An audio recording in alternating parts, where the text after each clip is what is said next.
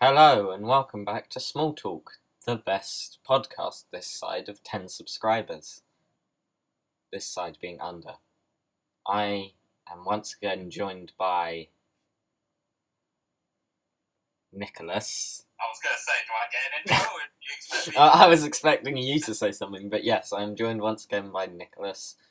But today we are going to be talking about Bioware. Not Comic Con, as that would be rather timely, no. We're talking about Bioware.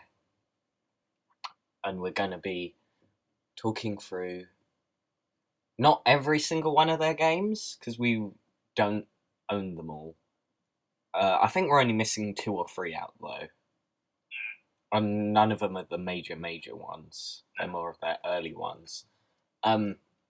So yeah, we're gonna be talking about their games. We'll talk about gameplay, story, what we like about and what we don't.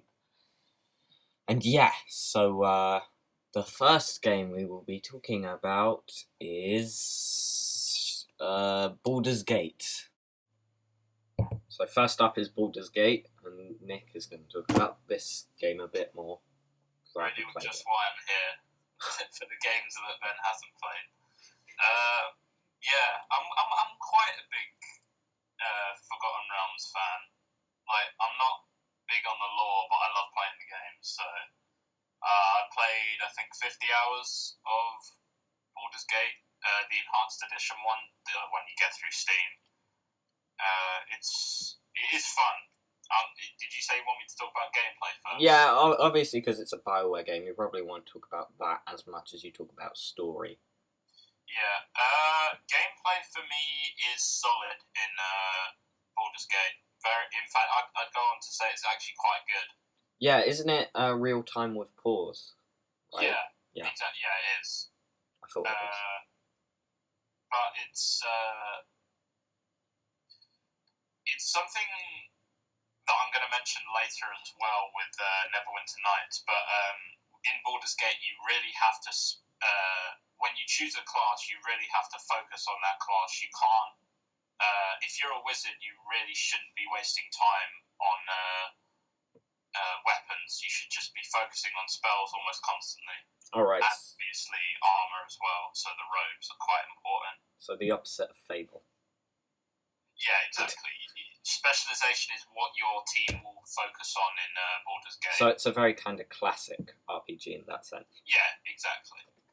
So your front line will be your warriors and your rangers, and your paladins as well, and your back line will be your clerics and your wizards and sorcerers. It's actually quite a well balanced game. So even if I think the game wants you to play as a warrior class as the PC, because you'll be at the front line of the team and you can charge with full plate armor and a greatsword. But no, I do like it because you can be a frontline mage. You have to tweak it a little bit, but basically you have to be a glass cannon and you have to charge your way through with really good spells.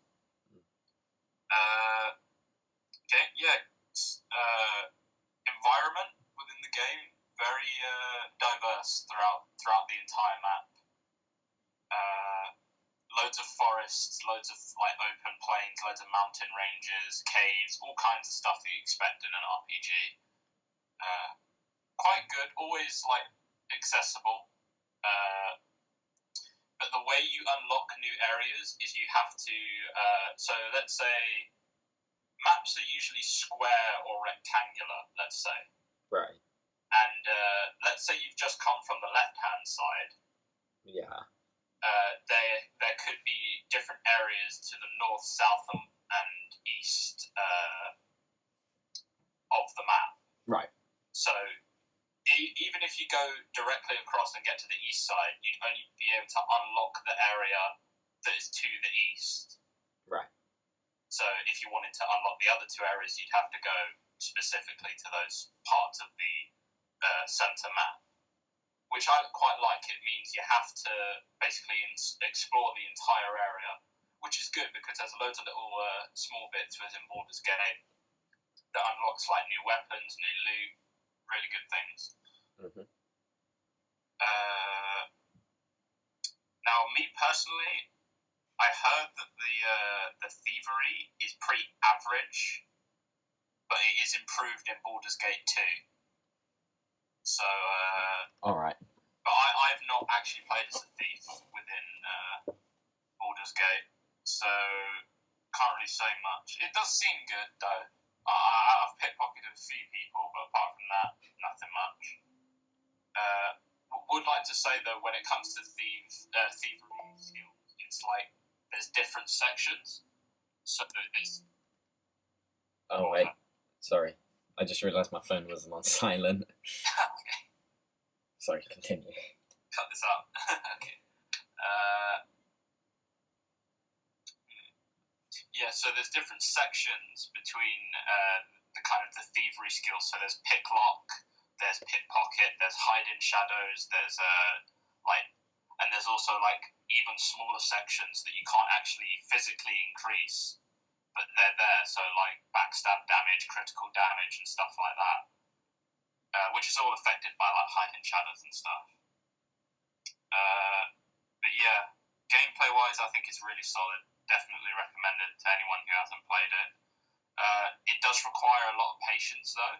But I think if you want to get into the whole D&D game, I was going to say, because it is a D&D universe thing, right? Yeah, but from playing Icewind Dale and Neverwinter Nights, I think Baldur's Gate is your best bet as an entry point, because it's really like, as a world and something to explore, it's good to understand, and it's just a nice place to explore.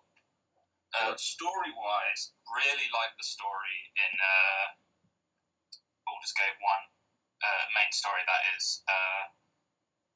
Loads of like twists, backstabbing, a couple of strange things as well, like without spoiling too much. There is like gods of death involved. Not that you'll fight, but you'll fight like his kind of weird nympho like son, if you get what I mean. Right. But it is good. It is a good story. Loads of cool NPC characters that you can recruit to your team. One of my favourite is Dornil Khan, I believe he's half-orc warrior. Probably one of the coolest. Let me put it this way. In the same way that you would romance Garrus in Mass Effect, you would romance Dawn. So as a female character, it's really cool to kind of unlock the story behind Dawn. All right. Yeah, I don't want to spoil the story too much. All right. I was going to say, if you want, you can. I know, I just want, if anyone of your 8 or 9 subscribers wants to play it. It's like, oh man, I must play this Baldur's Gate. But yeah, it's actually quite, what I found weird is that you're basically locked out of your home for as soon as you get out of it. Right. So it kind of forces you forward right at the beginning of the game, which, depending on your opinion, is good or bad. So I liked it. I thought, great, it wants me to progress forward. Because your idea, you start off in the town Candlekeep, someone specific dies, and then you have to head to Baldur's Gate, but then you realise it's locked because of the iron crisis, which basically consists of iron is now tainted and it breaks really easily. So now bandits are like kind of on the outskirts of Baldur's Gate, stopping iron coming through. All right. So you have to like stop all the bandits. You have to take down a specific bandit organization within Cloakwood, I believe, and then you're allowed entry into Baldur's Gate, in which then you can go back to your hometown, in which some freaky shit happens. So. Well. But yeah, just briefly, finally, early on the characters within Baldur's Gate. Very diverse. There's a lot of the whole different alignments really show within the characters, which is what I like. So you can easily tell the difference between, you know, a lawful good character and a chaotic evil character. But even then, you can actually tell the difference between like a neutral, a true neutral character and like a good neutral character. So yeah, I really like it because it shows, especially in the dialogue that comes through, it really shows. Even though it's like the story, how can I put it? It's a text-heavy game, if you get one. It's not voice acted. Not all the time. I was going to say, because obviously this is quite old now. Yeah, or at least maybe they put more in the advanced edition, the enhanced edition. True. But there's a fair amount of voice acting, especially in like cutscenes between specific points. Really good voice actor for that. But yeah, really diverse characters. Probably one of the selling points of the game. Other than that, yeah, that's fine. That's about it for the main, the original Baldur's Gate. Fair enough. Okay, one sec. Okay, so next up is the expansion for Baldur's Gate. I don't know what it's called, Nick. Do you? Tales of the Sword Coast. There you go. I was going to say something with a boat, I can see in the picture. So yeah, do you want to talk a bit about that? Yeah, so the Sword Coast is an interesting place in the Forgotten Realms just because of how much goes on there story-wise. If you look at all the story throughout the games, a lot happens in the Sword Coast, especially in number 2, which I'll get onto. But for the expansion, Tales of the Sword Coast, you go to probably one of my favourite places in the entire game, which is Ulrog's Tower, I believe it's called. Right. No, Drulag's Tower, sorry. Okay. I'm getting confused with something else. Drulag's Tower is a high-level area that you should basically do right before the end of the game, which actually is quite a common thing within Bioware games. DLC should usually be done right before the end of the game to get the most out of it. What I do like about this DLC, though, is that if you go too early, you are literally screwed because it locks you in. And it does get quite cool because from what I remember, Dulag's this kind of master wizard that kind of tempts people to come into his tower in promise of great riches, but then kind of traps them and does a bit like what Jigsaw does. Jesus Christ. Like what Jigsaw does in the kind of a fantasy way. So he'll make the part. One of the puzzles that I remember is that he makes the party play chess, and good God, chess. No, but as the pieces, obviously. Oh right, I was gonna say no, chess. Demonic chess. That's the official DLC for Doom, not Doom 4, the new Doom. Demonic chess confirmed. 10 out of 10. But yeah, whilst your characters are the chess pieces, you have to move in specific ways, like the chess pieces themselves. Otherwise, you'll just get insta-killed. Nice. So, recommendations for the DLC: save often because you will get bum raped.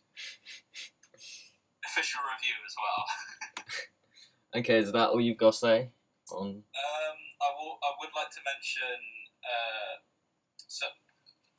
not specifically the quest, but the new areas as well. So there was Dulag's Tower. There's Isles of Ice, which is a really cool area. loads of new enemies, actually, which is what I liked about it.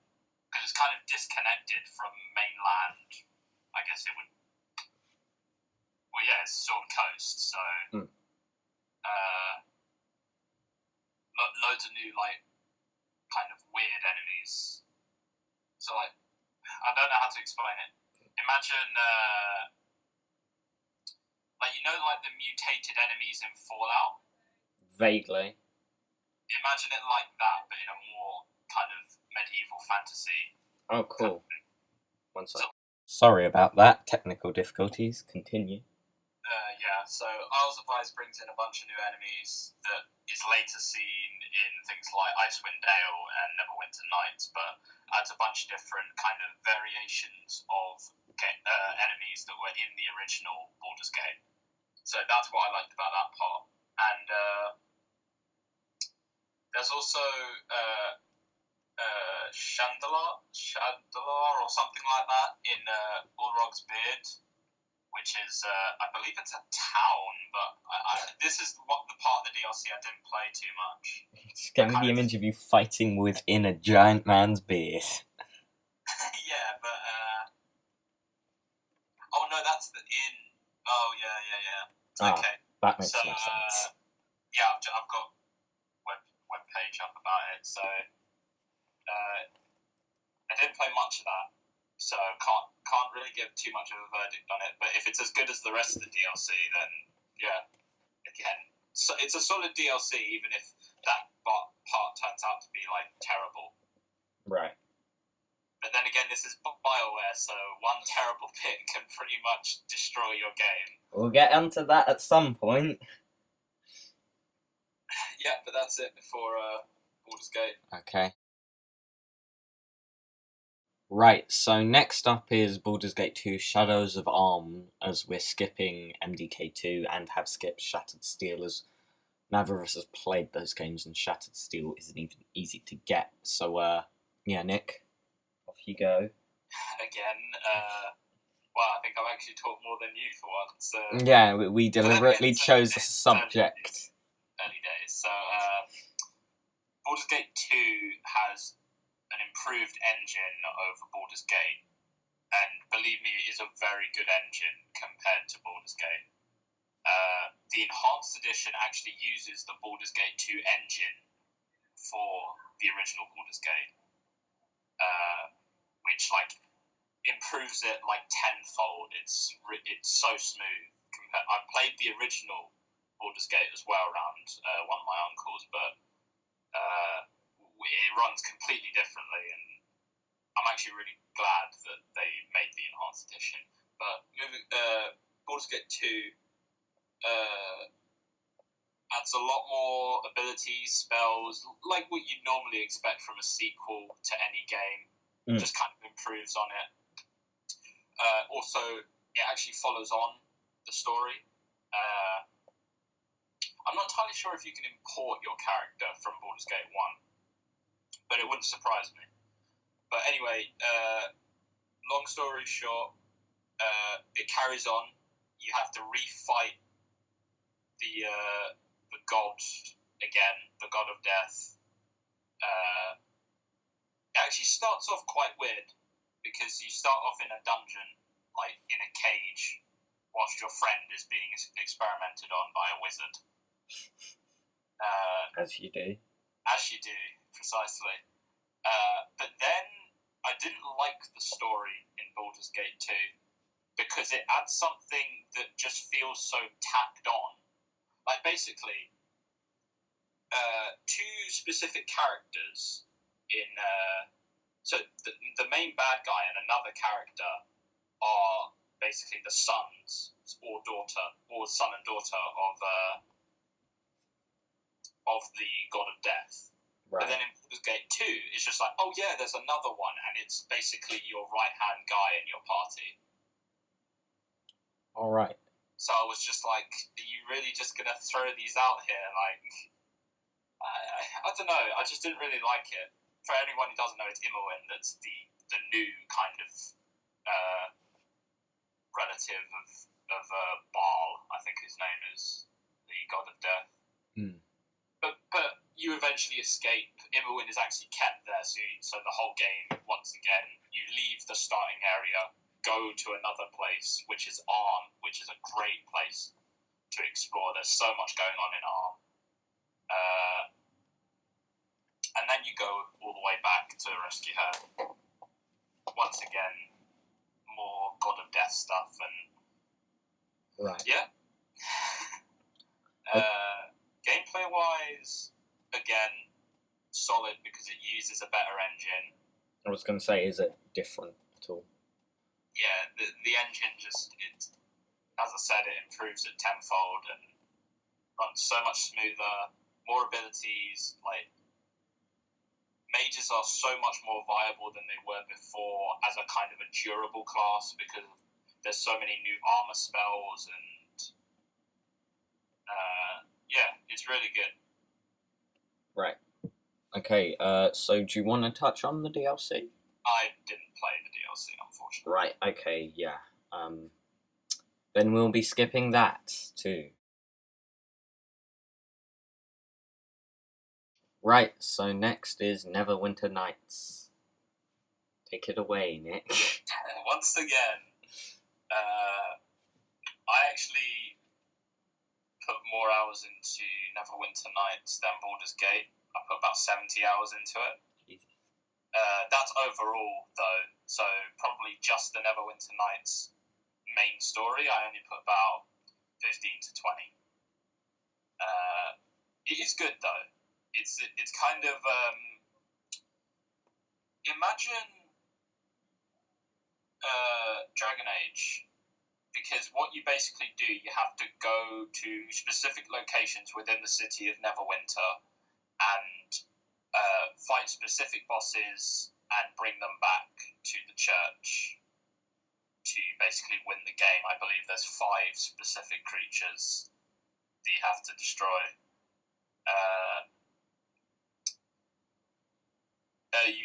You basically work for the church. You're thrusted into this school for amazing adventurers, and you were apparently invited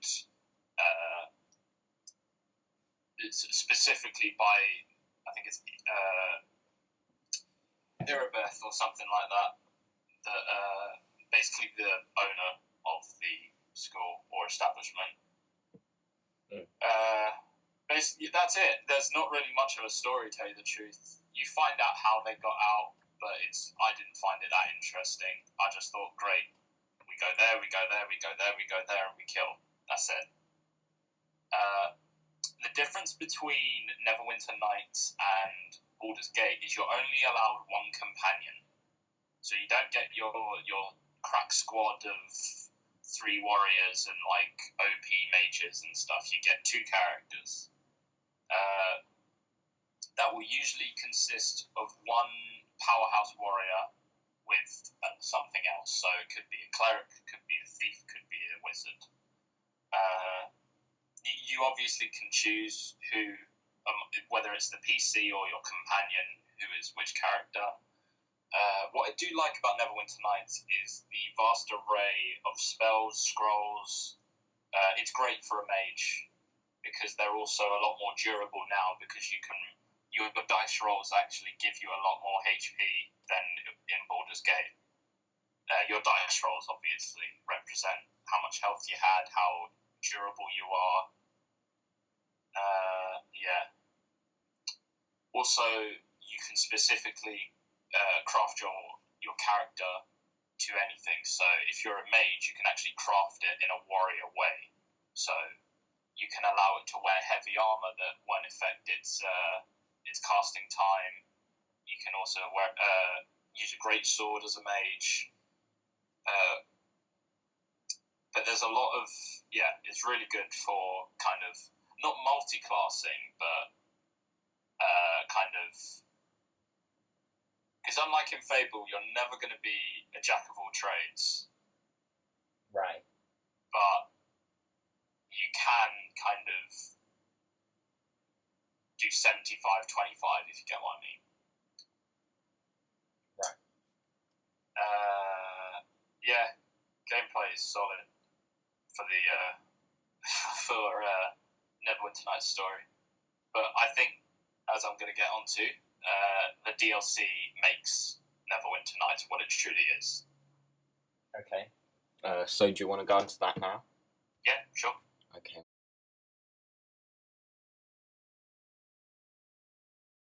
Off you go with the DLC then. So the first part of the DLC is Shadows of Undertide, which takes place alongside the main story of Neverwinter Nights. So it starts off, you're in Hilltop, a small kind of village that has always been safe and no one ever goes there, except for people that want to train under a specific adventurer known as Gorion. Gorion, wow. God, what is his name? No, Gorion is from Baldur's Gate. Drogon, that's it. Sorry, guys. Drogon. Should have been more prepared. Master Drogon, who is poisoned by kobolds in the first kind of opening of the DLC. So your quest is then to first cure him and find 4 specific items that were stolen by the kobolds. Which leads on to 4 really cool quests. One involves like an ancient dragon, one involves just raiding a crypt, one involves killing this like really badass archer that like 2-shots you if you're not careful. It also, going on to the gameplay, because basically after you obtain the 4 items, you've saved the day, and that's basically it for this part of the DLC. I will say that. So, going on to gameplay again, you're only allowed 1 companion, but it gives you a more limited selection. But they are really good though compared to what basically in Neverwinter Nights there was like literally a tavern full of potential companions, but they could die and you just have to go back and get another one, basically. But yeah, a better array of companions.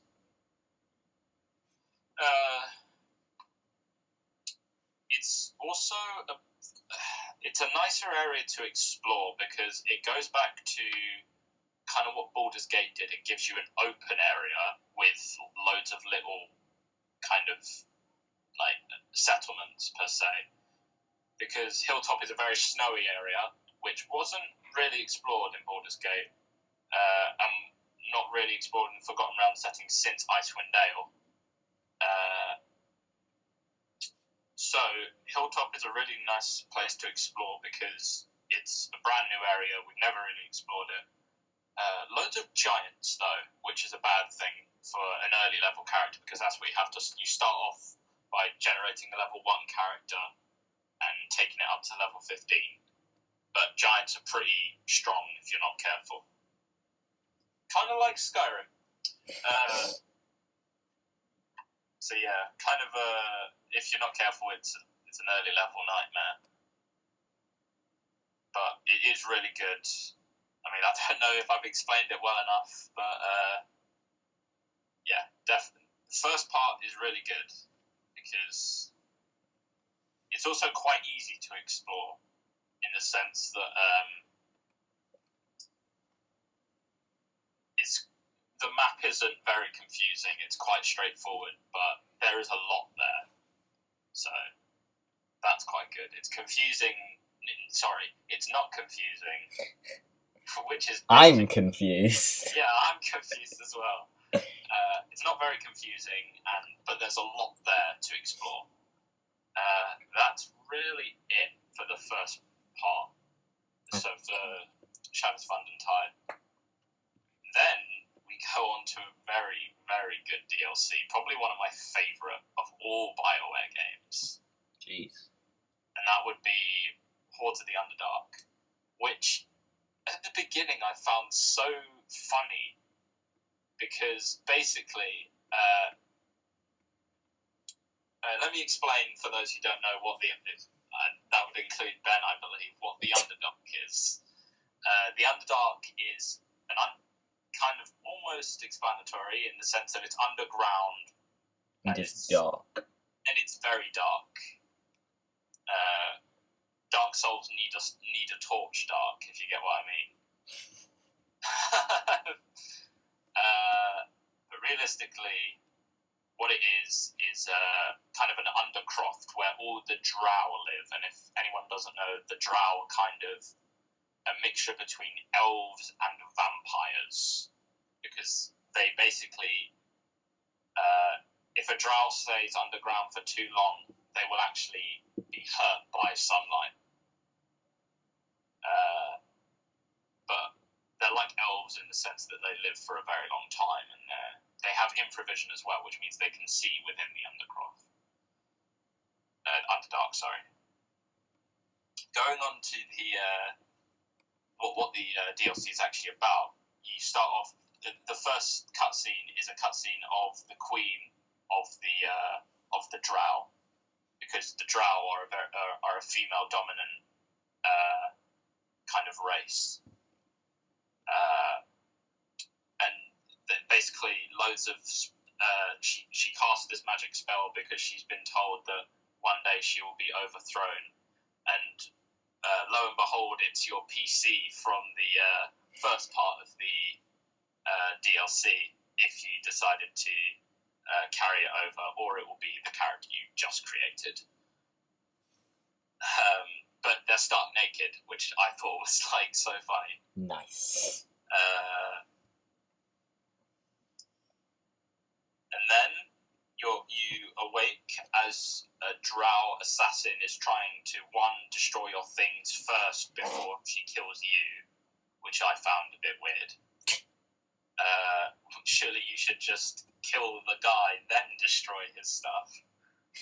But whatever, you kill her with like a dagger, like the most pathetic weapon ever. And then you find yourself in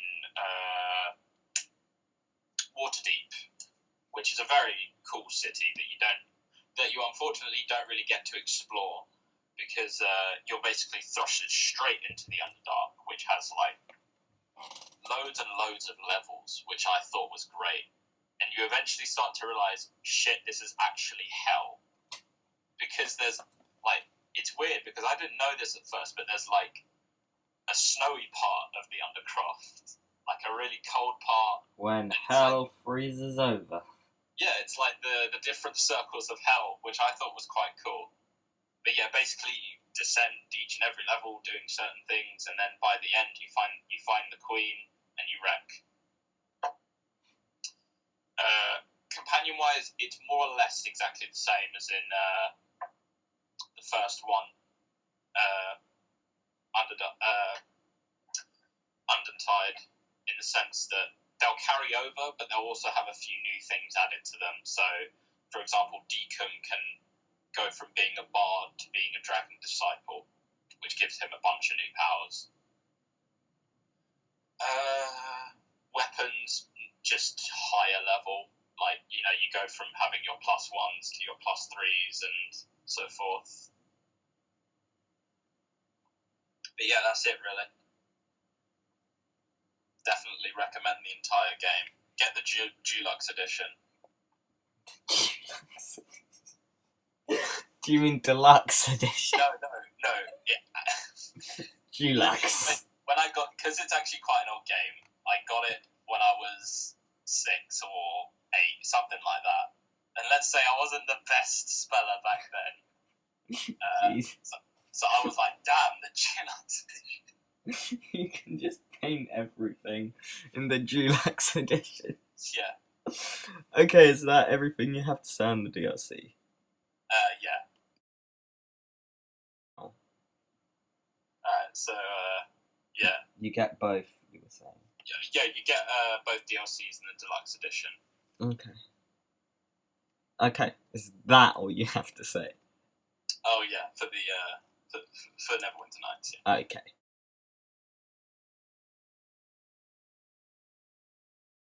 Right, so up next is one of my favourite games. We have Star Wars, Knights of the Old Republic.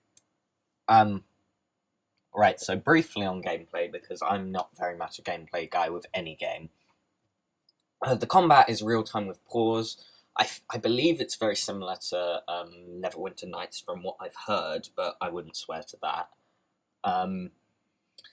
And it works. It's probably the biggest compliment I can give Star Wars Knights of the Old Republic's combat. Like, I enjoy it. It's for a real time with pause kind of type of combat. I enjoyed it, and yeah. Right. So that's my brief bit on gameplay. 10 out of 10 gameplay. So story. Okay, this is why I play Bioware. This is why I play most games. The story. Knights of the Old Republic is the best Star Wars game in my opinion, story-wise, certainly. Oh, okay. I was gonna say.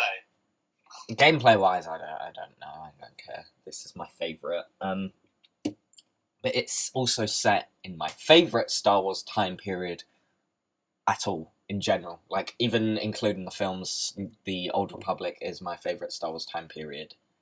And yeah, because the story behind it I actually find even interesting, right? It's like they were given the choice between making an Episode 2 game or a game set 4,000 years, I believe it is, before Episode 1, and they chose the latter because creative freedom. And the world they make, it's familiar to a Star Wars fan, but it's also kind of original, which once again is probably the best compliment I can give Bioware, in that they're very good at making worlds you can instantly recognise. Like, we'll talk about it a bit more with Mass Effect and Dragon Age whenever we get onto those. Where you go into the world and you recognise it, it's clearly Star Wars. But it's also got all these kind of cool little original touches, like they introduced the rat ghouls in, I believe they introduced them in Knights of the Old Republic, which is basically Star Wars' version of zombies before they introduced zombies. Death Trooper fans, am I right? And they're cool. I like them. I really do love the Knights of the Old Republic time period, and even when we get onto the Old Republic, we can talk about it. But yeah, all the characters I really love in this game. I'm not going to hover on all of them individually, but Revan is my favourite Jedi. Shame all these games don't exist in the canon of Star Wars anymore. Thanks, Episode 7. But yeah, I really love this game. All the characters are interesting. Like Revan, my favourite Jedi. Malak's a cool villain. Yeah. The only other one that jumps out at me is Bastila Shan. She's a cool Jedi. And yeah, even after the games, the story, the kind of world and lore they build around this Old Republic time period is really cool. But yeah, it even has a really good twist for a video game, in my opinion. I'm going to spoil it because I'm like that. I'm not like Nick. If you don't want it spoiled, skip to... I don't know what game is next, but Jade Empire, I think. Skip to Nick talking about Jade Empire. But, spoiler warning, it turns out, because all through the game, your guy had amnesia, and everyone's like, that's rich. Yeah, it is, but... No, it's not, Ben. No, it's not. That's what I'm saying. I'm being sarcastic. It's not at all original, but they do it like Silent Hill, where they still manage to make the twist really good. Like Silent Hill 2, your guy has amnesia, and it's like, oh look, he had amnesia. What a twist. But I don't know, it's kind of a cool reveal that you were this Sith, or former Jedi turned Sith Lord, Revan, all along, and that you had turned back to the light side, unless you're playing a dark side playthrough, which fair enough if you feel the need. It is cool because if you do pursue a dark side path, some of your party members will leave you. They'll be like, whoa, I ain't in this Sith Lord business. And it turns out you were Darth Revan all along, and you have redeemed yourself, hopefully. Or just dug yourself into a bigger hole. Yeah, and obviously at the end you either kill Malak, who's a cool villain. I like Darth Malak. And you'll either kill him and be the hero of the Jedi, or kill him and be like, right, time for some new Sith Lord management. Although technically they're not even the Sith Empire. Ooh, spoilers. So what are they then? Like, what are they classified as? Well, the story is Malak and Revan. There was a war against the Mandalorians beforehand, and Revan and Malak won that, and were like, yeah, you Jedi didn't want to get in the war, but we did, and we won. And they're like, but someone clearly armed the Mandalorians, so they go off out into the galaxy in search of who turned the Mandalorians evil. And they find the actual Sith Empire and are turned and captured and corrupted by the Emperor there, who isn't the Emperor, like, from 4, 5, and 6. Palpatine. He's not Palpatine, but he basically is the Sith Emperor. So they find him, and yeah, he makes them Sith and gives them an army and sends them out and is like, yeah, go win the galaxy for me, while we wait here to appear in a Star Wars MMO. And yeah, I think that's really cool that because Revan doesn't remember what happened when they left no one's space to go and search for this Sith Empire. And that's pursued further in the books where he goes out and search. But yeah, the plot itself is very Bioware-y, where it's an artifact everyone's looking for, and that's corrupting, in this case, the Starforge. There'll be the Reapers and the Crucible and whatever later on in their games. But it's functional, the main plot itself. It more kind of just works as a springboard for the game to happen. And yeah, I really do love this game. I think it's one of the best Star Wars games, if not the best, storyline-wise, certainly. And you can sit down and watch it if you feel the need. Shame it's not officially in Star Wars canon anymore. Really? There was a sequel not made by Bioware, so I'm not really going to talk about that, but that's not as good, but is still functional. And, well, I'll talk about the Old Republic later on. Go. Okay, Jade Empire. Did you, from playing Knights of the Old Republic, Yes. did you feel that it was Bioware as we know now? No, not at all. Bioware has changed a lot after Mass Effect, I would say. Hence why we're splitting the videos like this. Yeah, it's just that I think Jade Empire was that kind of turning point. I would say it's the start. I would say Mass Effect 2 is where it finishes changing into what we know now. Yeah, I would agree with that. Like, Mass Effect's kind of an in-between.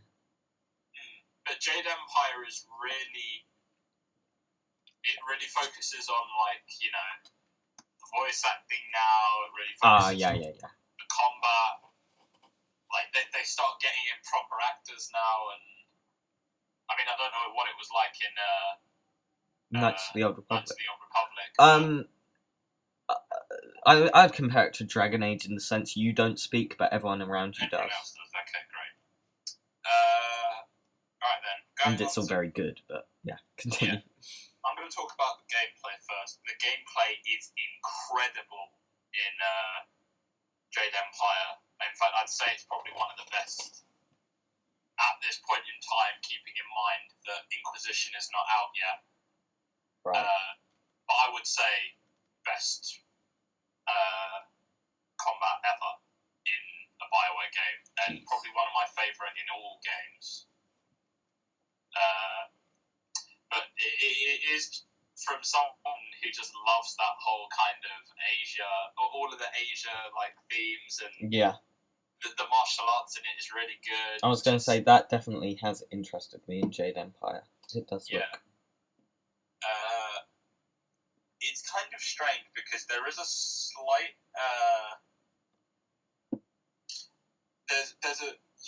you'll realise it if you play it that there's a difference between combat and just roaming around the world out of combat, even though they are integrated. Like, you don't go to a load screen or anything. So, like, it kind of, the camera pans out and you, like, go into your fight stance and you'll do backflips and stuff. There's about 30 to 50 different fighting styles. It's great. Including magic, just hand-to-hand combat, weapons. There's a blunderbuss at one point. Firebombs are included. Drunken fist, which is really funny. But yeah, loads of different fighting styles. But there's a definite switch between just roaming around the world and in combat. But it's very slight, and the way they do it, it's in a way that you're like, yes, we're going to do combat now, and you get psyched for, like, you know, sometimes battles can be like you alone versus like 30 different enemies. So it can get pretty hectic.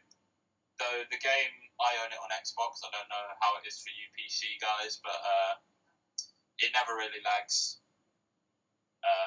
So yeah, always good. When it comes to moving around the world, no problem at all. You just kind of progress from area to area. Unlike in Dragon Age, where like you reach the end of the area and you'll go to the map, you have to go to, so like a path will lead you on to the next area rather than leading you to a map in which you can just say, you know what, I'm going to go directly northeast to Denerim if I feel like it. So that's a good thing about it. Just the world just seamlessly integrates itself, and you go from one place to the next. Speech, probably one of the best parts about that game. I mean, I heard that it didn't actually get reviewed well. No, but I don't know or sell why. well. I didn't know why. That's the problem. Because it is a great game in the sense how the combat is. The story's quite good, which I'll get onto in a very small bit. The speech, I should say voice acting, my bad, is really good. Getting a bunch of actors in. The actor who plays Richard Castle in Castle is in it. Oh, Nathan Fillion. Yeah. Oh, I didn't know that. He plays a relatively significant character in the early bits of the game. All right. I'm going to quickly look up why it was reviewed for me as well. So if you want to. Yeah, I'll go on about the story. So the story is you are a spirit monk that is an ancient kind of type of warrior that could fight. So even if you were killed in battle, you could also fight, you know, the spirits that roam the land if you so felt. And only very select few are born in this way. So you are trained by Sun Li, the glorious strategist, which is only known as Master Li to you in the early parts of the game. He is basically Anakin Skywalker of the game. He basically just dominates everything. He can jump 2,000 feet in the air and then just, you know, one-shot punches a boat. That's literally the first thing he does in the game. After that, you find that he lied to you and he didn't tell you everything. So you go and try and find him, because he is actually the Emperor's brother. So you go to the Imperial City, which is in fact what it's called, and you gather up your companions and stuff, and by the end, you die. And then you go into the spirit world, and you have to first kill Master Lee's spirit, and then Master Lee himself. That's the overall story of Jade Empire. Very good, though. I probably don't give it as much credit as it deserves, but there's also mini games if anyone's actually interested in it. Like, you know, you go into like a flyer, which is kind of like this almost dragonfly looking thing, and you fire missiles and stuff. It basically is a transaction from one area to the next. Right. So I've looked up the reviews, and it's actually got mainly positive reviews. It just didn't sell great. The only criticisms really are the camera and the length. People say it is a long game, especially in the middle part. Like, it does drag on a bit, but if you're into it as much as I was, like, I'm a really big fan of all the martial arts stuff, so I found it really fun. Like, maybe for you that concentrates more on story, you might not like it as much as I did, because I'm a really big combat guy. If the combat isn't good, then I don't really like the game. And as far as a sequel, they've basically gone, it's a cool IP, but it's basically as far as they've gone. Bioware have always said, oh, it's a cool universe and we'd love to revisit, but nothing's ever materialised out of that. And I doubt they will. I doubt they will, unfortunately, but it is a very good... If another developer wanted to do it, like, I don't know who would be good for it, though, to tell you the truth. It's such a Bioware situational thing that I couldn't really think of anyone else doing it. But I think it is interesting that this is Bioware's first RPG, certainly, that isn't tied to any... No, it's an IP. Yeah, so... it's not tied to a pre-existing universe, and it was unsuccessful, especially in terms of like Mass Effect and Dragon Age, and even slightly KOTOR, but not so much, where it tried to launch a whole kind of series of books and comics and that never materialized for Jade Empire. And I would actually say, because most of BioWare's stuff benefits on being familiar but original. Yeah. And I would say Jade Empire is certainly original, but I wouldn't say it's familiar to many people. I would say maybe that's why it didn't sell so great. Yeah, the kind of, you know, the Chinese and Japanese culture for us Westerners isn't as familiar. Yeah. Obviously, most of us have watched, like, you know, Bruce Lee and Jackie Chan and all of those films, but even still, we haven't really explored it enough. And especially when they add, like, magic and stuff into it, and, like, you know, the spirits and stuff, then it could get quite confusing. Maybe that's why it didn't sell as well. Yeah. But it's a shame, because it is a good title. I would definitely recommend it. Yeah, it was reviewed very positively. It's gotten kind of 8s, 9s, where... That's good. What about an IGN? 10 out of 10, right? 9.5. There you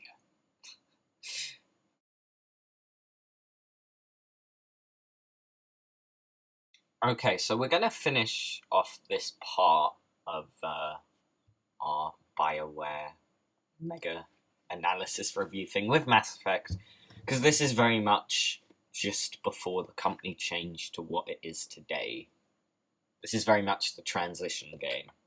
I haven't particularly played Mass Effect 1. I am familiar with the Mass Effect universe, though, so I can talk about this one. So, gameplay-wise, shall I start, or do you want to start? You start, because I've actually played it, so... Okay. Gameplay-wise, I'm going to say the weapon overheating idea is actually kind of cool and original. Because obviously in this game, they didn't put thermal clips in. Like, your guns would have unlimited ammo, but they'd overheat. And a lot of people complained about that, but I think that's a really cool idea, and kind of makes it stand out amongst other shooters of this type. What do you have to say about the weapons? When it comes to overheating, no issue with it. It's a decent idea because they do it in the multiplayer of Mass Effect 3, which it really wasn't any different because what I realised was a shotgun is still going to have like only about 3 to 6 shots before it overheats, like it is in the first game. And if you didn't want to like let it cool down, then you could just wait until it's gone back before it overheats, which would be the same time as reloading. And then by the end, anyway, you get the Geth rifle, which is basically an LMG that never overheats. So basically, by the end of the game, you just hold down fire and you win. So which is fun. It is fun, but so it's when it comes to shame they threw in thermal clips later on in the games. Maybe, but for soldiers, I don't know. It's a good game. It's a good game. Good when it comes to overheating and stuff because I think they get a good balance in the sense that you don't need a thermal clip. Yeah, and I like to wait if your gun overheats. Yeah. And I like it fits the world more where it's like in the future we don't use ammunition anymore. Our guns, they overheat. And we have to let them cool down. I think that's really cool and sci-fi and futuristic. Yeah. Next thing I've written is the dialogue wheel. I think it's superb. I think it's their best decision. Yeah. Dialogue-wise, other than having a fully voiced character, which I think is a great addition as well. I think the dialogue wheel works. And many games, in fact, with the exception of Dragon Age Origins, all of their games since have had the dialogue wheel for good reason, I would say. And the fully voiced characters are the way to go in future, I would say. Yeah, definitely. Then the only other gameplay thing I've written is the Paragon Renegade thing is a bit too black and white. It works in something like Star Wars where it is clearly determined as dark side, light side, but I don't know.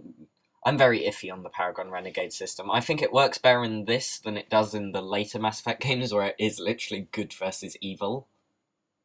Yeah. Whereas Renegade was always meant to be more reckless and Paragon is like the more... You're diplomatic. Yeah. And I think that works and it is most like that in this game, whereas later on it becomes...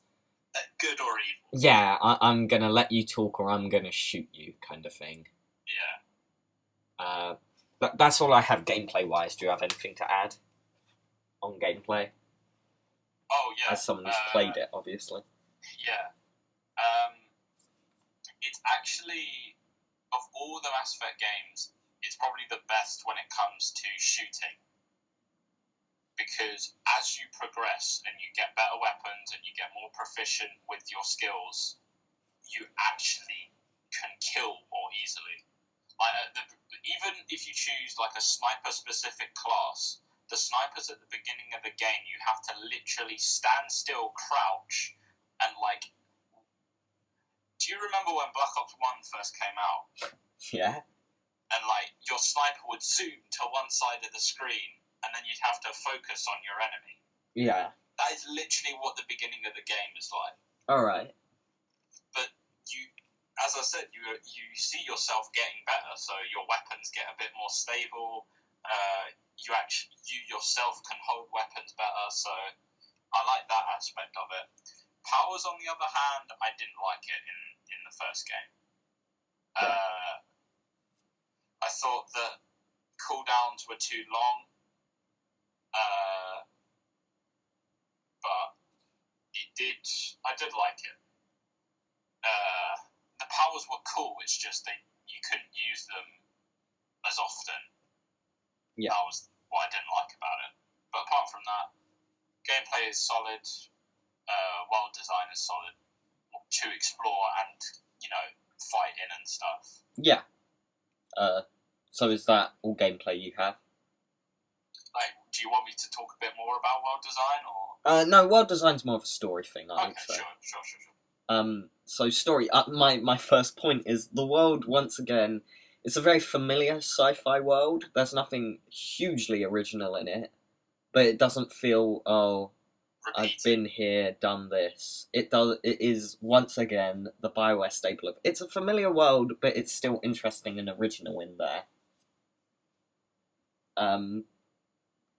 Like I can't think of any planet specifically, but the Citadel is quite a common idea in science fiction. That kind of hub world, but it's filled with all these interesting alien races, and yeah, the Mass Effect has a lot of those where the alien races are very familiar, but they're still really cool what they have in there. I like the no one cares about humanity angle in the game.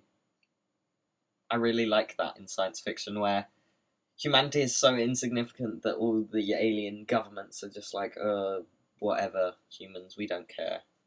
You're annoying, you're a nuisance. So I really like that in this game. It also gives a great opening for the story because you are, as Shepard, your first mission is being run by a Spectre who is actually testing you to see if you can become a Spectre. Yeah. And obviously, if the first human Spectre will become like a kind of a great political tool for humans, so it's quite a big thing, and it was quite, you're like, geez, best do well. Yeah. Character-wise, all the characters are really good, for the most part. Yeah. Caden's still shit. I would say Ashley's not great either, but Liara's a cool character, and Tally and Garrison, all of them. The characters, most of the characters do get better as the games go on. Yeah, most. I would say they do improve with characters, like, say what you will about Mass Effect 2, or say what I will. I have to agree, characters are amazing in that game for the most part. I think they're clearly the strength, and Bioware, their clear strength is characters. And the only negative is, in all Mass Effect games, Shepard has no personality. He's a brick.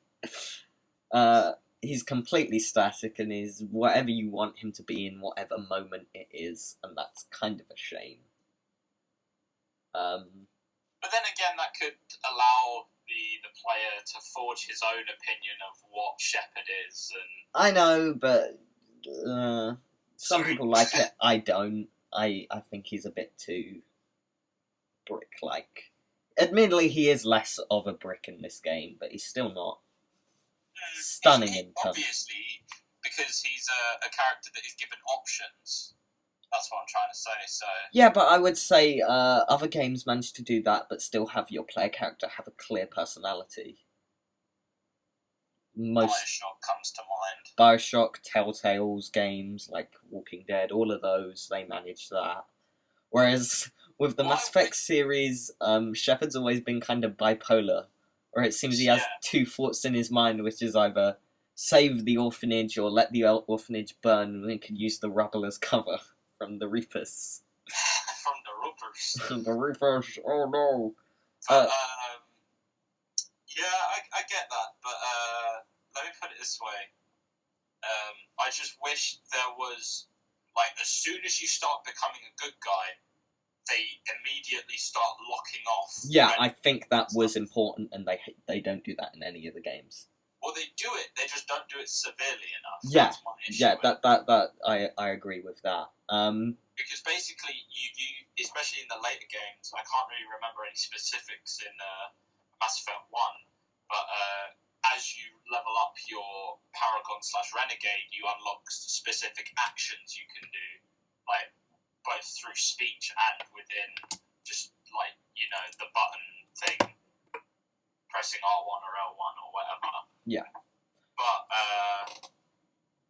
I found that I just wish they did it more, like, and a bit more in detail rather than just to prevent you from, like, you know, doing certain things. I'd agree. But I would also say it's not the worst as it gets with Mass Effect 2 and 3 with Shepard's brick-like status in this game. No, definitely He does have a bit more personality, and he reacts better to situations. Whereas we'll get onto Mass Effect 2 and 3 later videos down the line. But I think the Reapers are great in this. I love the Space Cthulhus. With their unimaginable goal, as they say in this game, where you cannot possibly perceive what we're doing. It'd been nice if Mass Effect 3 could have remembered them me saying that. I can't remember what the Reaper's called in this one. I just call him a Space Cthulhu. Where's the Reaper in this one? It's not Leviathan. No, it's not Leviathan or Harbinger. Sovereign. Sovereign, that's his name. I always forget Sovereign. Yeah, Sovereign's cool. I like Space Cthulhu. And they're actually probably at their creepiest in this game. Like, you're never scared of them. But they're kind of creepy in this game. Especially with the whole indoctrination angle, which has always been kind of creepy. In every game it's been in. Yeah. But yeah, I like the Space Cthulhus in this game, and how it takes like a whole fleet to kill one of them. Yeah. And it sets up the rest of the series well, where it's like, okay, the Reapers are coming, what are we gonna do? It'd been nice if this kind of plot line had been continued through the rest of the series more, but we'll get on to Mass Effect 2 in a bit. But yeah, that's my main points about the story. I think the Reapers are a good villain. And whilst some people are like, oh, the best villains are ones you can relate to, not always. I just like the idea of these evil Space Cthulhus that are like... How can you relate to Smaug in The Hobbit? Money. Money. I guess, but then power for the Reapers. Well, no, the Reapers in Mass Effect 1 just kind of want to wipe everyone out. Yeah, I guess. And I like that. I like that they're just that. And I would even say some of my favourite villains in fiction you can't relate to. But I like them as these omnipotent, just, let's wipe out all these insects every couple of years. Couple of years, yeah. 50,000 years. I was going to say every couple of 50,000 years. I like that. It's a shame Mass Effect 3 royally messed up their reasons for doing that, but we'll get on to Mass Effect 3 in the next video. We may even dedicate a whole video to that, because Jesus, there'd be a lot to say. So do you have anything else to say on Mass Effect 1, really? You know, you have covered it pretty well for someone who hasn't played it. It's just a couple of things on characters and party-wise. Oh yeah, I've not really touched on characters in any of the things I've spoken about. The problem with it in Mass Effect 1 is that they are, as you said earlier though, they do get better as they go on. As the games go on, I would say Mass Effect 2 is definitely the highlight though, character-wise. Yeah, definitely. I would say Mass Effect 3 has more weaker characters. But it does still have... Those that are good in Mass Effect 2 are still great in Mass Effect 3. Yeah. For the most part. Yeah, I was going to say that it's just some of them... and it's also a bug that I have with Mass Effect in general, is that you have to go to these characters to talk to them. Yeah. They come to you. They tried to fix that in Mass Effect 3, but it's not often enough to work. did do a bit in Mass Effect 2 in the sense that every time you are going to start a level, it does say, like, you might want to go talk to Garrus. He's looking a bit down or something. Yeah, but even then, that's still, like, go talk to him. It's optional, that's the problem. And if something...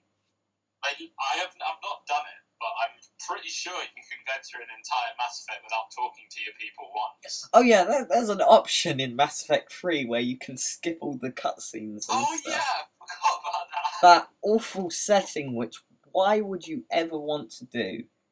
Because even at its best, the shooting in Mass Effect isn't amazing. No. In any of them. Even all the powers and stuff Yeah. doesn't make it... It's functional, it's not bad, but it's like, well, if I just want to play a shooter, I'll go play a third-person shooter that's, you know, got designed better shooting. to be a first-person shooter rather than an RPG. Yeah. So yeah, I hate that setting and don't understand why it's in the game. It shouldn't exist. It should never exist. I appreciate the setting of skipping all the combat or making all the combat really easy, and that makes more sense for an RPG. But yeah, I don't get the shoot everything setting. So yeah, anything else on Mass Effect 1? No, it does provide, I think, a wider array of places you can go right at the beginning of the game. Like, most missions at the beginning of the game are kind of 3-part locations. So you'd go to 3 different planets, do a little something small at each different one, and then report back to the Citadel. Although that does tend to get a bit repetitive until, like, the proper middle chunk of the game, which it obviously starts to spread out a bit. Solid game, though. Oh, I just want to quickly mention the vehicle that you can drive around the planets. Oh, yeah. I think, whilst I heard the controls were broken, I think they should have tried to fix it for the other games rather than making it planet scanning. Because I think it's infinitely cooler to be able to walk around on a planet than scan it. Technically, you could always get out of your vehicle in Yeah. in Mass Effect 1. And I would have said for Mass Effect 2 and 3, they should have tried to fix that. Like, fix the controls, do whatever to make it more interesting. I mean, you couldn't land on a planet... Like, that was what I did like about Mass Effect 1. You could almost land on every planet you see and just look around. Exactly. I think they should have kept that rather than... But in Mass Effect 2, there were only certain planets you could go to... Yeah, and Mass Effect you could 3. land on and stuff, but... Yeah, I would say they should have kept that rather than go planet scanning. Which is probably something we should talk about when it comes to Mass Effect 4. And obviously we'll touch on it with Mass Effect 2 and 3. Yeah. So yeah, that's all the games we're going to cover in this video, because Dragon Age Origins was next, and whilst that's kind of just before the change, it just made sense to stop with Mass Effect 1. Because Mass Effect 2 is very much an overreaction to all the criticisms of Mass Effect 1. Some for good, some not so much. Yeah. Like, I would say criticisms of character, I'm glad they changed, but we'll get onto that. So yeah, I don't know when we'll record the next part, but in the next part we will cover Dragon Age Origins, Mass Effect 2. Then it's Mass Effect 2, then it's Origins Awakening, we'll probably tie that in with Origins. Dragon Age 2, The Old Republic, Mass Effect 3. We're not doing any of the DLC for The Old Republic because I couldn't be bothered to download it. And then we'll briefly touch on Inquisition, Mass Effect 4, and this new IP they're doing. So, how much do we know about that, just quickly? I've heard some new rumours. We'll touch on those in the next video. Apparently it's set in modern day. That's all I read. And I was like, we'll see how this goes. I don't know where in modern day. My first thought was, oh god, it's going to be a military shooter, isn't it? I think that was actually my guess in our E3 video. Possibly. I really hope it...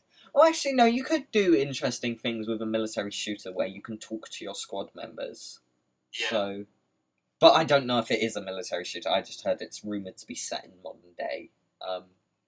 But yeah, we'll touch on all of that. That video will probably be much longer because obviously that'll have Mass Effect 3 in there and Dragon Age. Yeah, and certainly we will talk longer for all of those games, especially Mass Effect 3. And obviously, these are the games that actually came out when we were like 10, 11, and yeah, and we weren't actually playing them when they came out. Whereas for me, with Baldur's Gate and yeah, and for me with the old Knights of the Old Republic, it's going back to them. It's a different time when it comes to games. Yeah. So this is what we grew up with. So. And this is the modern Bioware that we're dealing with here. I'm sorry, fans of Sonic Chronicles: The Dark Brotherhood, we're not going to be talking about that, all 12 of you, I'm sorry. And anyway, if you were a Sonic fan, why the hell are you on a handheld? If you're a Sonic fan, why the hell are you a Sonic fan still? Shut up! Sonic fans are cool. I didn't say they weren't, I'm criticising Sonic. What's wrong with Sonic? You know, we should do a video on this. Yeah, we should do a video on Sonic's games at some point, Jesus Christ. And within those games we can chronicle the fall of Sega. Yeah. It's fallen. Oh, they've fallen far. But yeah, that's the end of this video on Bioware. I hope you all enjoyed it, and tune in for part 2 of this at some point. And yeah. It could be like 3 weeks from now, we never know. We don't know when we're recording it. So yes, keep subscribing, all 8 of you. Don't unsubscribe. No, unsubscribe, then resubscribe. Ooh, that'll get me all excited. Ooh, new subscribers. So yes, be safe, people. Make sure you're here to watch our next part. Watch out for Harbinger. That's all I really have to say. So get a job, you deadbeats. Somewhere in Faerun. Just somewhere. How do you still not have jobs? I told you to get a job last video, didn't I? And the video before. Get one now. Goodbye.